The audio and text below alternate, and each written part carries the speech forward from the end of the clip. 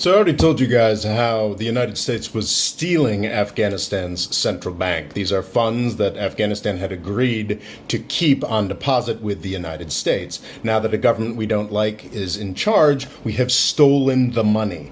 We have broken down the Afghan economy. People can't buy things, can't buy food. Country might be experiencing mass starvation because we stole this money.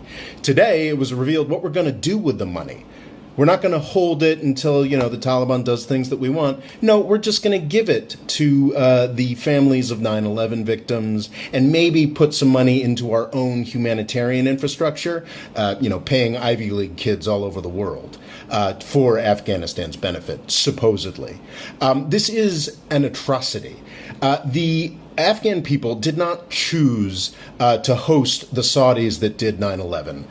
They were there for a brief period of time, and in return, they have gotten 20 years of suffering, death, and horror. The fact that we are finally leaving that country and now we're going to steal all their money and break down their economy is insane. It's an atrocity. Why don't we check in? So if this is how we're treating the poorest people who are the most tangentially involved in 9/11, how are we treating the Saudis and the UAE, the folks who invented the ideology of the 9/11 hijackers, the place where most of the 9/11 hijackers came from, and yes, the governments that actually funded and supported the actual 9/11 hijackers? How are we treating them?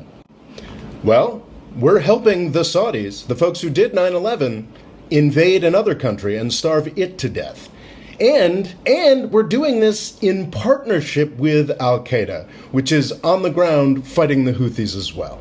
I honestly don't have the words. We are taking the poorest people on the planet, making them poorer, making them suffer more for the crimes of 9/11, while the folks who were directly responsible for it, Saudi Arabia, are being helped. We're actually doubling down and getting more involved in helping the Saudi and Emirati invasion of Yemen.